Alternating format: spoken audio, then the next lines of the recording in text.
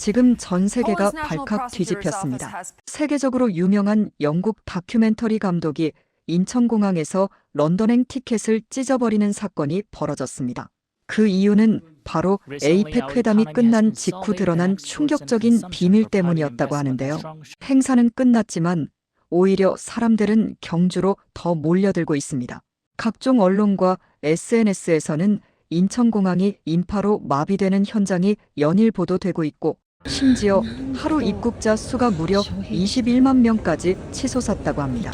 도대체 왜 세계적인 감독은 모든 일정을 취소하고 한국에 남은 걸까요?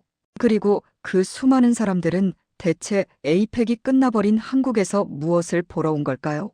그 놀라운 진실, 지금 바로 시작하겠습니다. 저는 레이첼 하트입니다.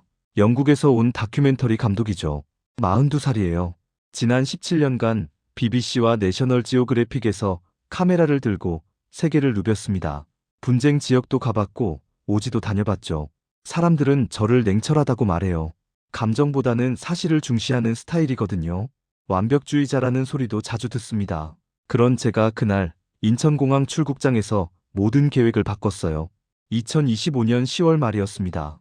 경주에서 열린 에이펙 정상회의가 막을 내렸죠.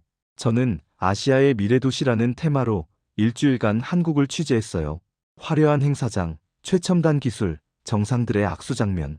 필요한 건 다 찍었다고 생각했습니다. 이제 런던으로 돌아갈 시간이었죠. 인천공항 출국장에 도착했어요. 체크인을 마치고 짐을 정리하고 있었습니다. 무거운 카메라 장비를 가방에 넣으며 지퍼를 천천히 올리고 있었죠. 이번 촬영도 무난하게 끝났다고 생각하며 안도의 한숨을 쉬었어요. 그때였습니다. 고개를 들었을 때 전광판의 숫자가 눈에 들어왔어요. 입국자 21만 명. 저는 멈칫했습니다. 뭔가 이상했거든요. 행사는 어제 끝났어요. 정상들은 이미 전용기를 타고 떠났죠. 각국 기자단도 대부분 철수했습니다. 그런데 입국자 수가 오히려 폭증하고 있었어요. 저는 입국장 쪽으로 걸어갔습니다. 유리문 너머로 사람들이 줄지어 들어오는 게 보였어요. 이들은 정상회의 관계자가 아니었습니다. 양복을 입은 수행원도, 취재 장비를 든 기자도 아니었죠. 평범한 관광객들이었어요. 가족 단위로 온 이들, 대형 캐리어를 끄는 젊은 커플들, 설렘 가득한 표정의 중년 여행자들. 제 직업적 본능이 발동했습니다. 17년간 현장을 다니며 익힌 감각이었죠. 뭔가 놓쳤다는 느낌. 단순한 관광객의 물결이 아니었어요. 여기엔 분명 이유가 있었습니다. 제 손이 저절로 움직였어요. 반쯤 닫힌 카메라 가방의 지퍼를 다시 내렸습니다. 무거운 장비를 다시 꺼냈어요. 메인 카메라, 보조 렌즈, 배터리 팩. 익숙한 무게가 어깨에 걸렸습니다. 주머니에서 출국권을 꺼냈죠. 한참을 들여다봤어요. 런던행 비행기는 3시간 후에 출발 예정이었습니다. 그 표를 찍는다는 건 모든 일정을 바꾸는 거였죠. 하지만 망설임은 길지 않았어요. 저는 출국권을 반으로 찢었습니다. 보안 직원이 의아한 표정으로 저를 쳐다봤어요. 저는 그에게 미소 지으며 말했습니다. 렌즈는 아직 닫히지 않았어요. 발걸음을 돌렸습니다. 출국장을 나와 다시 입국장 방향으로 걸었죠. 항공사 카운터로 가서 티켓 환불 절차를 밟았어요. 직원이 물었습니다. 무슨 문제라도 있으신가요? 아니요, 일정이 바뀌었어요. 새 일정을 짰습니다. 목적지는 다시 경주. 뭔가가 시작되고 있었어요. 그리고 저는 그걸 놓치고 싶지 않았습니다. 지난 17년간 배운 게 있다면 이겁니다. 진짜 이야기는 언제나 폐막식 이후에 시작된다는 것. 모두가 떠난 뒤에 남는 것들. 그게 진실이라는 것. 서울역으로 향하는 리무진 버스 안에서 저는 창밖을 바라봤습니다. 서울의 불빛이 스쳐 지나갔어요. 높은 빌딩들, 네온사인, 끊임없이 움직이는 차량들. 밤 8시가 넘은 시각인데도 도시는 잠들지 않고 있었죠. 서울역에 도착해서 경주행 KTX표를 끊었습니다. 다행히 좌석이 남아 있었어요. 플랫폼으로 내려가니 은빛 열차가 서 있었습니다. 승차했죠. 객실은 한산했어요. 평일 밤이라 그런지 사람들이 많지 않았습니다. 좌석에 앉아 노트북을 꺼냈어요. 배터리를 확인하고 전원을 켰습니다. 파일 폴더를 열었죠. 지난 일주일간 촬영한 영상들이 날짜별로 정리되어 있었어요. 하나씩 재생하기 시작했습니다. 첫 번째 영상, 정상들이 악수하는 장면이었어요. 플래시가 터지고 기자들이 카메라를 들이대고 경호원들이 주변을 둘러싸고 있었죠. 완벽한 구도였습니다. 조명도 좋았고 앵글도 훌륭했어요. 두 번째 영상, 만찬장 장면이었습니다. 화려한 샹들리에 아래에 긴 테이블이 놓여 있었죠. 각국 정상들이 앉아 있었고 웨이터들이 접시를 나르고 있었어요. 이것도 기술적으론 흠잡을 데 없었습니다. 세 번째 영상, 첨성대의 돌탑을 찍은 장면이었어요. 고즈넉한 분위기가 잘 담겼습니다. 천년 전 신라의 유산이 현대와 공존하는 모습, 상징적인 장면이었죠. 네 번째 영상, 경주의 고분들이었습니다. 잔디로 덮인 둥근 언덕들이 줄지어 있었어요. 석양이 질 때 찍은 거라 빛이 아름다웠습니다. 하나하나 확인하며 저는 점점 불편해졌어요. 뭔가가 빠져 있었습니다. 기술적으론 완벽했지만 영혼이 없었어요. 건물만 있고 사람이 없었습니다. 시스템만 있고 온기가 없었죠. 열차가 터널로 들어갔습니다. 창문이 순간적으로 거울이 됐어요. 제 얼굴이 비쳤습니다. 피곤한 눈, 약간 찌푸린 미간, 긴장한 입술. 저는 17년 경력의 베테랑 감독이에요. 그런 제가 초보처럼 실수를 한 겁니다. 냉소가 올라왔습니다. 제 자신에게 화가 났어요. 어떻게 이렇게 중요한 걸 놓칠 수 있었을까? 도시의 표정을 담지 않았습니다. 사람들의 얼굴을 찍지 않았죠. 저는 그저 기록자였을 뿐 관찰자가 아니었어요. 하지만 동시에 호기심이 일었습니다. 그 21만 명의 사람들, 그들은 대체 무엇을 보러 온 걸까요? 정상회의는 끝났어요. 더 이상 볼 게 없죠. 그런데도 오히려 사람들이 몰려들고 있었습니다. 분명 이유가 있을 거예요. 저는 중얼거렸습니다. 아마도 그들은 행사가 아니라 사람을 보러 온 게 아닐까? 그 순간 뭔가가 명확해졌어요. 제가 찍어야 할 건 건물이 아니었습니다. 회의장도 아니었죠. 사람이었어요. 그 시스템을 움직이는 사람들, 그 도시를 살아가는 얼굴들, 그 친절을 만들어내는 마음들. 영상 파일을 닫았습니다. 새 프로젝트 폴더를 만들었어요. 제목란을 클릭했지만 아직 뭐라고 쓸지 몰랐습니다. 그냥 물음표만 3개 찍어놨죠. 창밖으로 어둠 속에 산과 마을이 스쳐 지나갔습니다. 불빛이 점점 줄어들고 있었어요. 서울을 벗어나 경주로 가고 있었죠. 저는 이번엔 다르게 찍을 거예요. 렌즈 뒤에 숨지 않고 사람들과 눈을 맞추며 진짜 이야기를 담을 겁니다. 밤 10시 경주역에 도착했습니다. 열차가 멈추고 문이 열렸어요. 플랫폼으로 내렸죠. 며칠 전 이곳을 떠날 때와는 완전히 다른 풍경이 펼쳐졌습니다. 광장이 사람들로 넘쳐났어요. 경주역 광장을 가득 메운 건 외국인 관광객들이었습니다. 중국에서 온 가족들, 일본에서 온 젊은이들, 동남아시아에서 온 단체 여행객들. 이 늦은 밤에 이렇게 많은 사람들이라니. 저는 놀라움을 감추지 못했어요. 본능적으로 카메라를 꺼내 들었습니다. 무거운 장비가 어깨에 걸렸죠. 익숙한 무게감이 오히려 안정감을 줬어요. 저는 광장을 천천히 걸으며 렌즈를 통해 사람들을 관찰하기 시작했습니다. 역 앞 편의점으로 걸어갔어요. 유리문을 열고 들어가니 사람들로 북적였습니다. 중국어가 들렸어요. 한 가족이 진열대 앞에 서 있었습니다. 아버지, 어머니, 그리고 10살쯤 되어 보이는 아들. 아이의 눈이 반짝이고 있었어요. 그들이 집어든 건 컵라면이었습니다. 한국 라면. 그 옆에 김 한 봉지를 들었죠. 그리고 냉장고에서 바나나 우유를 꺼냈어요. 노란 병이 아이의 작은 손에 들려 있었습니다. 아버지가 아이를 안아 올렸습니다. 어머니가 핸드폰을 들었죠. 카메라 앵글을 맞추고 있었어요. 세 사람이 손에 든 한국 제품들을 앞으로 내밀었습니다. 활짝 웃었어요. 찰칵, 셔터 소리가 들렸습니다. 저도 그 순간을 포착했어요. 제 카메라도 함께 움직였죠. 그들의 미소, 아이의 반짝이는 눈, 제품을 든 손, 그 모든 게 프레임 안에 담겼습니다. 이게 뭐지? 단순한 기념사진이 아니었어요. 이건 뭔가 다른 의미가 있는 행위였습니다. 그들은 한국 제품을 기념품처럼 들고 있었죠. 마치 한국이라는 나라를 손에 쥔 것처럼. 편의점을 나와 거리를 따라 걸었습니다. 촬영을 본격적으로 시작했어요. 렌즈를 천천히 움직이며 주변을 담았습니다. 화장품 매장이 눈에 들어왔어요. 불이 환하게 켜져 있었습니다. 안으로 들어가니 북새통이었죠. 진열대마다 사람들이 서 있었어요. 중국어, 일본어, 영어가 뒤섞여 들렸습니다. 다양한 언어가 공존하는 공간이었죠. 거리로 나왔습니다. 다국어 표지판이 곳곳에 세워져 있었어요. 한글, 영어, 중국어, 일본어로 친절하게 안내하고 있었습니다. 화장실 방향, 관광 안내소 위치, 버스 정류장 표시, 모든 게 체계적이었죠. 다시 한 화장품 가게로 들어갔습니다. 점원 한 분이 계산대에서 바쁘게 움직이고 있었어요. 땀이 이마에 맺혀 있었지만 미소는 사라지지 않았습니다. 손님에게 제품을 건네며 친절하게 설명하고 있었죠. 저는 조심스럽게 다가갔습니다. 실례지만 촬영해도 괜찮을까요? 점원이 고개를 끄덕였어요. 손짓으로 괜찮다는 표시를 했습니다. 저는 카메라를 들고 가게 내부를 찍기 시작했죠. 붐비는 진열대, 제품을 고르는 손님들, 계산하는 모습들. 잠시 후 손님이 줄어들었을 때 저는 점원에게 물었습니다. 요즘 항상 이렇게 바쁘신가요? 네, 요즘 매일 이래요. 정상회의 끝났는데 오히려 더 바빠졌죠. 왜 이렇게 많이 오는 것 같으세요?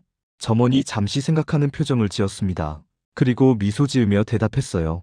행사 때 친절했던 경주 사람들 덕분에 다시 온 거래요. 손님들이 그러시더라고요. 한국 사람들이 너무 친절해서 다시 오고 싶었대요. 그 말을 듣는 순간 뭔가가 이해되기 시작했습니다. 이들은 건물을 보러 온 게 아니었어요. 유적지를 보러 온 것도 아니었습니다. 사람을 보러 온 거예요. 친절을 경험하러 온 겁니다. 따뜻함을 느끼러 온 거죠. 저는 렌즈 뒤에서 처음으로 미소를 지었습니다.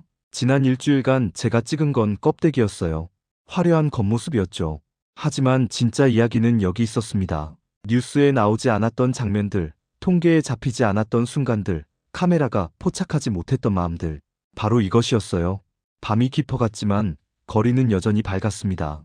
카페마다 불이 켜져 있었고 기념품 가게마다 손님이 있었어요. 음식점에선 맛있는 냄새가 풍겨 나왔습니다. 저는 계속 걸으며 카메라를 돌렸어요. 한 일본인 커플이 전통 한복 대여점 앞에 서 있었습니다. 여자가 노란색 치마 저고리를 입어보고 있었죠.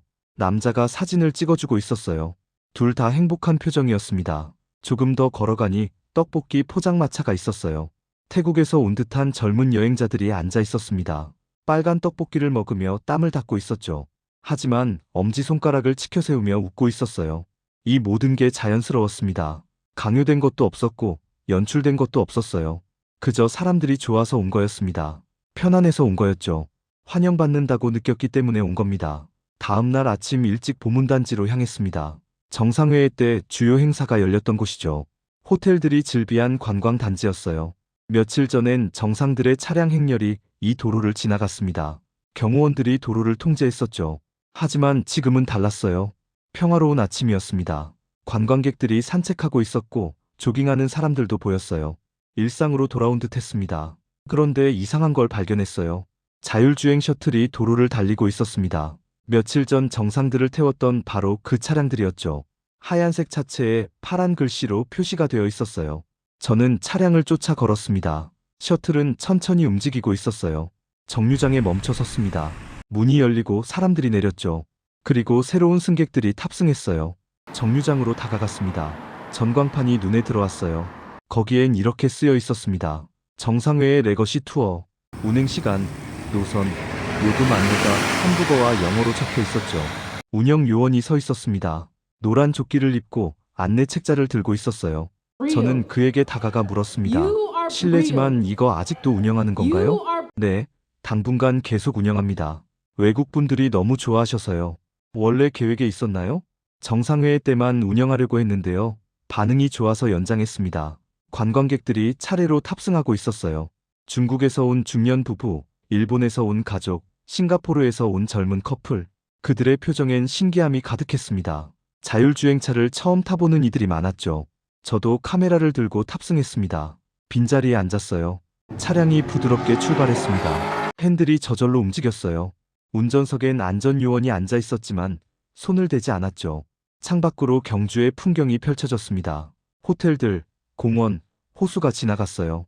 차량은 정확한 속도로 코스를 따라갔습니다. 신호등 앞에서 멈췄고 보행자가 있으면 양보했죠. 차 안에서 한 프랑스인 남성이 감탄하며 말했습니다. 이게 미래구나. 옆에 앉은 여자가 대답했어요. 한국은 이미 미래에 살고 있어. 저는 그들의 대화를 들으며 중얼거렸습니다. 이건 폐막이 아니라 연속이야. 행사가 끝나면 모든 게 철거되는 게 보통입니다. 임시시설들이 사라지고 특별 프로그램들이 중단되고 도시는 원래대로 돌아가죠. 그게 일반적인 패턴이에요. 저는 수십 개 국제 행사를 취재했습니다. 올림픽도 봤고 월드컵도 봤고 각종 정상회의도 다녔죠. 모두 같은 패턴이었어요. 하지만 경주는 달랐습니다. 행사를 위해 만들어진 것들이 시민들과 관광객들을 위한 자산으로 남아 있었어요. 일회성이 아니라 지속 가능성을 생각한 거죠. 셔틀은 첨성대를 지나갔습니다. 천년된 돌탑이 보였어요. 그 옆으로 자율주행차가 지나가는 모습. 과거와 미래가 공존하는 장면이었습니다. 저는 카메라로 그 순간을 담았어요. 이어서 동궁과 월지 앞을 거쳤습니다. 연못에 궁궐이 비치는 아름다운 풍경이었죠. 안내방송이 한국어로 먼저 나왔어요. 이어서 영어, 중국어, 일본어로 차례로 설명이 흘러나왔습니다. 투어가 끝나고 다시 정류장에 내렸을 때 저는 확신했습니다. 제가 찍어야 할 이야기의 핵심을 찾은 거예요. 이건 단순히 기술을 보여주는 게 아니었습니다. 이건 철학을 보여주는 거였죠. 냉소의 잔재가 완전히 사라졌습니다. 처음 한국에 왔을 때 저는 회의적이었어요. 또 하나의 화려한 쇼겠지, 또 하나의 과시용 행사겠지. 그렇게 생각했습니다. 하지만 틀렸어요. 10월 31일 포항 영일만항에 도착했습니다. 경주에서 차로 1시간 거리였어요. 바다가 보이는 항구였습니다. 아침 햇살이 수면에 반짝이고 있었죠. 멀리서 두 척의 거대한 크루즈가 보였어요. 항구에 정박해 있었습니다. 피아노랜드호와 이스턴 비너스호, 각각 수백 명을 수용할 수 있는 대형 선박들이었죠. 하얀 선체가 아침 햇살에 빛나고 있었어요. 항만청 건물로 들어갔습니다. 미리 약속을 잡아둔 터였어요. 관계자를 만나기로 했죠. 로비에서 잠시 기다리니 한 남성이 나타났습니다. 레이첼 감독님이시죠? 저는 김 과장입니다. 악수를 나눴어요. 그가 저를 안내하기 시작했습니다. 항만 시설을 돌아보며 설명을 들었죠. 이 배들이 정상회의 기간 동안 플로팅 호텔로 사용됐습니다. 숙박 문제를 해결하기 위해서였죠. 저는 카메라를 들고 촬영을 시작했어요. 부두를 따라 걸으며 크루즈를 담았습니다. 거대한 선체, 줄지어 선 창문들, 갑판 위의 구조물들, 모든 게 인상적이었어요. 언제부터 준비한 건가요? 6개월 전부터 계획했습니다. 쉽지 않았어요. 6개월, 생각보다 긴 시간이었습니다. 저는 더 자세히 알고 싶었어요. 어떤 게 어려웠나요? 김 과장이 부두를 걸으며 차근차근 설명하기 시작했습니다. 첫 번째 과제는 수심 측정이었대요. 이 크기의 배가 안전하게 정박할 수 있는지 확인해야 했답니다. 영일만항의 수심을 정밀하게 조사했죠. 두 번째는 항만 설계 검토였어요. 승객들의 동선을 고민해야 했답니다. 배에서 내려 터미널까지, 터미널에서 버스까지 모든 경로를 설계했죠. 비상대피로도 확보해야 했어요. 세 번째는 보급 문제였답니다. 수백 명이 며칠씩 머무르려면 물, 식량, 연료가 필요했죠. 보급선 운행 계획을 짰고 저장시설도 점검했어요. 네 번째는 출입국 절차였습니다. 원래라면 복잡한 과정을 거쳐야 했죠. 하지만 특별 절차를 만들었답니다. 크루즈에서 내려 바로 경주로 이동할 수 있게요. 40대의 셔틀버스를 준비했습니다. 항구와 경주를 왕복했죠. 하루에 몇 명이나 이동했나요? 최대 3,000명까지 오갔습니다. 3,000명. 매일. 그 인원을 실수 없이 움직이려면 얼마나 정밀한 시스템이 필요했을까요? 저는 점점 더 경이로움을 느꼈어요. 터미널 건물로 들어갔습니다. 내부가 깔끔하게 정돈되어 있었어요. 안내 표지판이 곳곳에 세워져 있었습니다. 한국어, 영어, 중국어, 일본어로 쓰여 있었죠. 대기실을 둘러봤습니다. 편안한 의자들이 놓여 있었어요. 카페가 있었고 편의점도 있었습니다. 휴게 공간엔 충전시설까지 갖춰져 있었죠.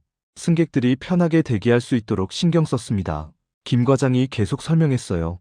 배에서 내린 승객들이 바로 버스를 타고 경주로 갈 수 있게 동선을 설계했대요. 대기 시간을 최소화하기 위해 배차 간격도 정밀하게 조정했답니다. 10분마다 한 대씩 출발했죠. 날씨 문제도 고려했어요. 비가 오거나 바람이 불 때를 대비해 실내 대기 공간을 충분히 마련했답니다. 연결 통로에 지붕도 설치했죠. 다국어 서비스 요원들도 배치했어요. 중국어, 일본어, 영어를 구사하는 직원들이 24시간 대기했답니다. 문제가 생기면 즉시 대응할 수 있게요. 저는 경외심을 느꼈습니다. 이건 그냥 배에 두척대는 게 아니었어요. 거대한 오케스트라를 지휘하는 것과 같았습니다. 모든 악기가 정확한 타이밍에 소리를 내야 하듯이 모든 요소가 완벽하게 맞아떨어져야 했죠. 이 모든 걸 6개월 만에 준비했다는 게 믿어지지 않네요. 김 과장이 잠시 먼 곳을 바라보며 말했습니다. 처음엔 불가능하다고들 했죠. 수심도 문제고 시설도 부족하고 시간도 없다고. 하지만 포기하지 않았어요. 하나씩 해결해 나갔습니다. 가장 어려웠던 순간은 언제였나요? 출입국 절차를 간소화하는 거였어요. 관련 부처가 많았거든요. 하지만 모두 협조해줬습니다. 한국이 잘 치러내야 한다는 공감대가 있었죠. 저는 크루즈 앞에 다시 섰습니다. 카메라를 천천히 움직이며 배의 위용을 담았어요. 하지만 진짜 담고 싶었던 건 배가 아니었습니다. 이 배를 여기 세우기까지의 모든 노력이었죠. 크루즈 터미널 대기실 한쪽에 벤치가 있었습니다. 그곳에 한 일본인 부부가 앉아 있었어요. 60대 초반으로 보였습니다. 남성은 정장 차림이었고 여성은 단정한 원피스를 입고 있었죠. 저는 조심스럽게 다가갔습니다. 영어로 말을 걸었어요. 실례지만 짧은 인터뷰를 부탁드려도 될까요? 저는 다큐멘터리 감독입니다. 남성이 고개를 끄덕였어요. 두 사람 다 친절한 미소를 지었습니다. 물론이죠. 도쿄에서 왔습니다. 다나카라고 합니다. 저는 카메라를 켜고 삼각대를 설치했어요. 앵글을 맞추고 녹화를 시작했습니다. 크루즈 경험은 어떠셨나요? 다나카 씨가 먼저 대답했습니다. 배는 아주 편안했어요. 깨끗하고 조용했죠. 음식도 좋았고요. 하지만 더 기억에 남는 건 사람들이었습니다. 사람들이요? 부인이 이어서 말했어요. 목소리가 따뜻했습니다. 첫날 늦잠을 자서 버스를 놓쳤어요. 아침 7시 버스를 타야 했는데 일어나 보니 7시 반이었죠. 정말 당황했어요. 그래서 어떻게 하셨나요? 터미널에서 걱정하고 있는데 공무원 한 분이 다가왔어요. 젊은 분이었는데 저희가 난처해하는 걸 보셨나 봐요. 다나카 씨가 덧붙였습니다. 그분이 어디 가시냐고 물어보셨어요. 경주 시내라고 했더니 자기가 태워다 주겠다고 하시더라고요. 직접요? 네, 본인 차로요. 1시간 넘는 거리인데 말이에요. 업무 시간이었는데도 불구하고요. 부인이 눈을 반짝이며 말을 이었습니다. 차 안에서 이야기를 많이 나눴어요. 경주의 역사, 맛있는 음식점, 꼭 가봐야 할 곳들. 친절하게 다 알려주셨죠. 저는 카메라 뒤에서 그들의 표정을 지켜봤어요. 진심이 담긴 미소였습니다. 연출이 아니었죠. 또 기억에 남는 일이 있나요? 다나카 씨가 생각하더니 말했습니다. 셔틀버스 기사님도 대단했어요. 경주에서 돌아오는 길이었는데 외국인 승객들을 위해 죽도시장을 우회해서 보여주셨죠. 죽도시장이요? 네, 포항의 전통시장이래요. 원래 코스는 아니었대요. 하지만 기사님이 5분만 더 걸리지만 구경할 가치가 있다고 하시더라고요.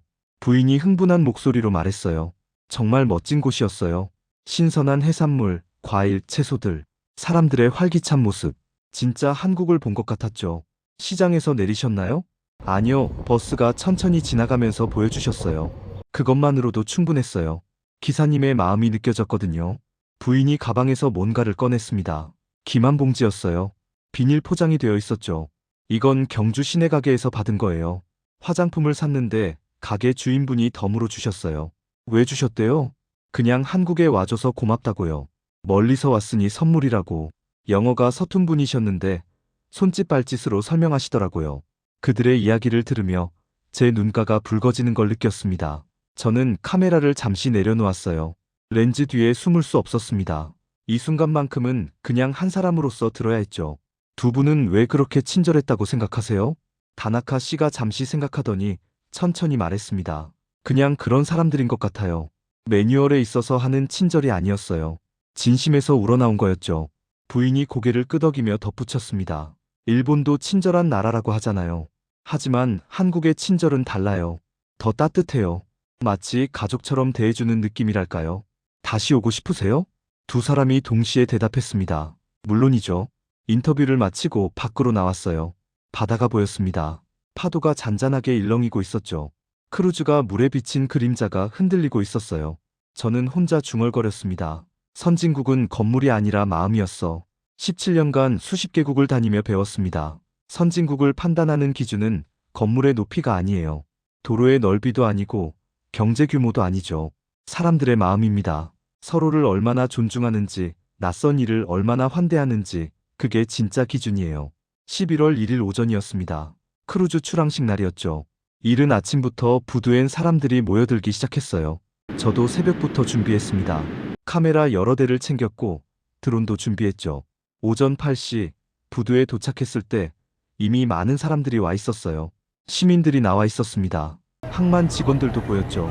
그리고 크루즈에 승선할 외국인 승객들도 있었어요. 저는 먼저 지상 촬영을 시작했습니다. 사람들의 표정을 담았어요. 설렘과 아쉬움이 뒤섞인 얼굴들이었죠. 누군가는 웃고 있었고 누군가는 손을 흔들고 있었어요. 드론을 준비했습니다. 조종기를 켜고 설정을 확인했죠. 배터리가 충분한지, 신호는 잘 잡히는지, 모든 게 정상이었어요. 드론을 띄웠습니다. 천천히 상승했어요. 5m, 10m, 20m. 부두가 점점 작아 보였습니다. 50m 높이에서 멈췄죠. 카메라를 아래로 향했어요. 부두 전체가 화면에 담겼습니다. 사람들이 점처럼 보였어요. 하지만 그 점들이 움직이고 있었죠. 손을 흔들고 깃발을 들고 사진을 찍고 살아있는 풍경이었어요. 크루즈 두 척이 나란히 정박해 있었습니다. 피아노랜드호와 이스턴 비너스호. 하얀 선체가 아침 햇살에 빛나고 있었어요. 갑판 위에도 사람들이 보였습니다. 승객들이 손을 흔들고 있었죠. 부두 쪽을 보니 태극기를 든 아이들이 있었어요. 초등학생들인 것 같았습니다. 선생님과 함께 온 듯했죠. 작은 손으로 열심히 깃발을 흔들고 있었어요. 오전 10시가 가까워졌습니다. 출항 시간이었죠. 저는 드론을 조금 더 높이 올렸어요. 70m 높이에서 전체 장면을 내려다봤습니다. 오전 10시 정각, 백고동이 울렸습니다. 낮고 웅장한 소리였어요. 부웅. 그 소리가 항구를 가득 채웠습니다. 바다 위로 퍼져나갔죠. 피아노랜드호가 먼저 움직이기 시작했습니다. 천천히, 아주 천천히. 밧줄이 풀리고 엔진 소리가 들리고 선체가 움직였어요. 물이 갈라지며 물거품이 일었습니다. 이스턴 비너스호가 그 뒤를 따랐어요. 역시 천천히 움직였습니다. 두 척의 크루즈가 나란히 부두를 떠나기 시작했죠. 저는 드론을 따라 움직였습니다. 배를 쫓아가며 촬영했어요. 크루즈가 점점 멀어졌습니다. 하지만 부두의 사람들은 여전히 손을 흔들고 있었어요. 아이들이 태극기를 더 높이 들어 올렸습니다. 작은 팔이 아프겠지만 계속 흔들었죠. 어른들도 손을 들어 작별 인사를 했어요. 카메라 플래시가 터졌습니다. 제 손이 잠시 멈췄어요. 조종기를 든 손이 떨리는 걸 느꼈습니다. 저는 17년간 수많은 이별 장면을 찍었어요. 전쟁터에서 가족과 헤어지는 장면, 공항에서 영원히 작별하는 장면, 병원에서 마지막 인사를 나누는 장면. 하지만 이건 달랐습니다. 이건 슬픔이 아니었어요. 이건 환송이었죠. 잘 가라는 인사가 아니라 잘 다녀오라는 응원이었습니다. 그리고 그 응원 속에는 자부심이 담겨 있었어요. 저는 드론을 더 높이 올렸습니다. 100m 높이까지. 이제 크루즈가 작아 보였어요. 하지만 여전히 화면 안에 담겼습니다. 부두도 보였고 사람들도 보였죠. 배가 수평선을 향해 나아갔습니다. 물살을 가르며 전진했어요. 뒤에 하얀 항적을 남기며. 그 모습이 아름다웠습니다. 배가 완전히 멀어진 뒤에도 사람들은 남아 있었어요. 손을 흔들고 사진을 찍고 서로 이야기를 나눴습니다. 아무도 서둘러 떠나지 않았죠. 저는 드론을 천천히 회수했습니다. 하강시켜 착륙시켰어요. 조종기를 끄고 배터리를 분리했습니다. 다시 지상 카메라를 들었죠. 한 할머니가 손자의 손을 잡고 서 있었습니다. 아이는 7살쯤 되어 보였어요. 할머니를 올려다보며 물었습니다. 할머니, 배 언제 또 와요? 할머니가 아이의 머리를 쓰다듬으며 대답했어요. 곧 올 거야. 우리 포항은 좋은 곳이니까. 우리 경주도 좋은 곳이고. 그래서 사람들이 자꾸 오는 거란다. 그 대화를 듣는 순간 깨달았습니다. 이게 바로 제가 찾던 마지막 장면이었어요. 자부심, 자기 도시에 대한, 자기 나라에 대한 자부심. 그게 이 모든 것을 가능하게 만든 원동력이었죠. 저는 중얼거렸습니다. 이건 이별이 아니라 증명이었어. 그들은 증명한 겁니다. 작은 도시도 큰 나라가 아니어도 세계를 감동시킬 수 있다는 것을, 자원이 없어도 역사가 짧아도 사람의 마음으로 이길 수 있다는 것을, 그리고 그 힘은 시스템이 아니라 사람에게서 나온다는 것을. 인천공항 귀국편 대기실에 앉아 있습니다. 이번엔 정말 떠나는 거예요. 출국 수속도 마쳤고 탑승권도 받았습니다. 게이트 앞 벤치에 앉아 노트북을 켰어요. 새 다큐멘터리의 서문을 쓰기 시작했습니다. 손가락이 키보드 위를 달렸어요. 지난 며칠간의 기억이 생생했죠. 경주역 광장의 웃음소리, 자율주행 셔틀 안의 경이로운 표정들, 크루즈 터미널의 질서정연한 모습, 다나카 부부의 따뜻한 이야기, 그리고 출항하는 배를 배웅하던 사람들. 저는 정리하기 시작했습니다. 하나씩 키워드를 적어나갔어요.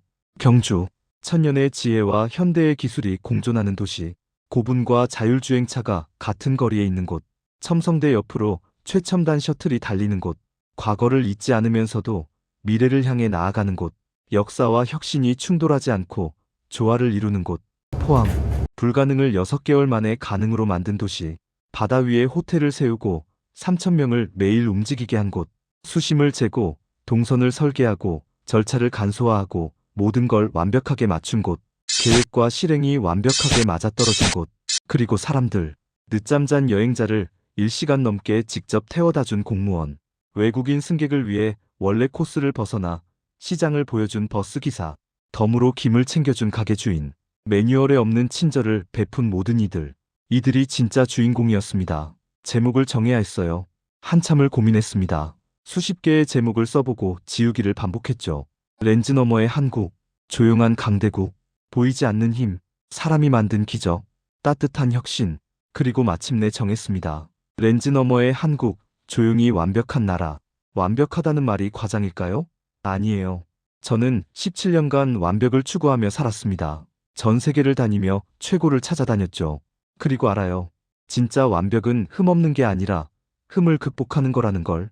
문제가 없는 게 아니라 문제를 해결하는 거라는 걸.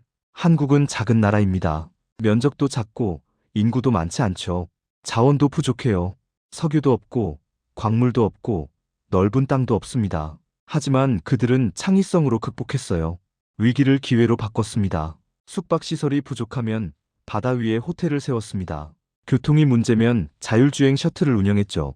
언어가 장벽이면 다국어 서비스를 준비했어요. 모든 문제에 해결책이 있었습니다. 그리고 무엇보다 사람을 존중했어요. 외국인 손님을 그냥 손님이 아니라 친구처럼 대했습니다. 매뉴얼에 없는 친절을 베풀었죠. 규정보다 마음을 앞세웠어요. 탑승 안내 방송이 나왔습니다. 런던행 비행기가 곧 탑승을 시작한다는 내용이었어요. 저는 노트북을 닫고 가방에 넣었습니다. 일어서서 게이트로 걸어갔죠. 창밖을 봤습니다. 활주로 너머로 서울의 스카이라인이 보였어요. 높은 빌딩들이 줄지어 서 있었습니다. 석양이 지고 있었죠. 하늘이 주황색으로 물들어 있었어요. 탑승권을 제시하고 비행기에 올랐습니다. 통로를 따라 걸어 제 좌석을 찾았어요. 창가 자리였습니다. 짐을 선반에 올리고 앉았죠. 안전벨트를 맸어요. 승객들이 차례로 탑승했습니다. 가방을 정리하는 소리, 아이들의 웃음소리, 승무원의 안내방송. 익숙한 소리들이었죠. 엔진 소리가 커지기 시작했습니다. 비행기가 천천히 움직였어요. 게이트를 떠나 활주로로 향했습니다. 다른 비행기들이 줄지어 서 있었죠. 우리 차례를 기다렸어요. 드디어 활주로에 진입했습니다. 비행기가 멈춰섰어요. 잠시의 정적, 그리고 엔진 소리가 더욱 커졌습니다. 가속하기 시작했죠. 속도가 붙었어요. 점점 빨라졌습니다. 창밖의 불빛들이 빠르게 지나갔죠. 그리고 기체가 들썩였어요. 바퀴가 땅에서 떨어졌습니다. 상승하기 시작했죠. 창밖을 내다봤습니다. 인천공항이 점점 작아졌어요. 건물들이 작아지고 활주로가 선처럼 보였습니다. 도로의 차량들이 장난감처럼 작아졌죠. 비행기가 계속 상승했습니다. 서울이 보였어요. 불빛들이 반짝이고 있었습니다. 한강이 어둠 속에서 은빛으로 흐르고 있었죠. 더 높이 올라갔습니다. 이제 한반도 전체가 보이기 시작했어요. 서울, 경기도, 충청도, 그리고 저 멀리 경상도, 경주와 포항이 있을 그곳. 한반도가 점점 작아졌습니다. 구름 사이로 희미하게 보였어요. 그리고 마침내 구름에 가려졌습니다. 더 이상 보이지 않게 됐죠. 하지만 괜찮았습니다. 제 마음속에는 그 영상들이 남아 있었으니까요. 웃는 얼굴들, 흔드는 손들, 따뜻한 말들, 그게 계속 재생되고 있었습니다. 저는 창에 이마를 기댔습니다. 눈을 감았어요. 지난 며칠이 파노라마처럼 지나갔습니다. 이 작은 반도에 세상을 감동시킬 힘이 있었습니다. 그 힘은 무기도 아니고 돈도 아니었어요. 기술도 아니고 건물도 아니었죠. 사람이었습니다. 서로를 존중하고 배려하는 마음이었어요. 17년간 카메라를 들고 세계를 다녔습니다. 수많은 도시를 봤고 수많은 사람을 만났어요. 파리의 에펠탑, 뉴욕의 마천루, 두바이의 초고층 빌딩, 도쿄의 첨단 기술, 모두 인상적이었죠. 하지만 한국만큼 제 마음을 움직인 곳은 없었습니다. 여기엔 건물보다 더 높은 게 있었어요. 기술보다 더 발전한 게 있었죠. 바로 인간성이었습니다. 렌즈는 이제 닫힙니다. 카메라는 가방 속에 들어갔어요. 하지만 이야기는 계속될 겁니다. 제 다큐멘터리를 통해, 그리고 이 영상을 보는 모든 사람의 마음속에서 한국이라는 나라가 어떤 곳인지, 진짜 강대국이란 무엇인지를. 비행기가 완전히 구름 속으로 들어갔습니다. 창밖이 하얗게 변했어요. 한반도가 보이지 않게 됐습니다. 하지만 괜찮아요. 저는 이미 모든 걸 담았으니까요. 렌즈 너머의 진실을요. 숫자가 아닌 마음을, 시스템이 아닌 사람을, 건물이 아닌 온기를. 그게 바로 제가 세상에 전하고 싶은 이야기입니다. 조용히 완벽한 나라, 한국의 이야기를요.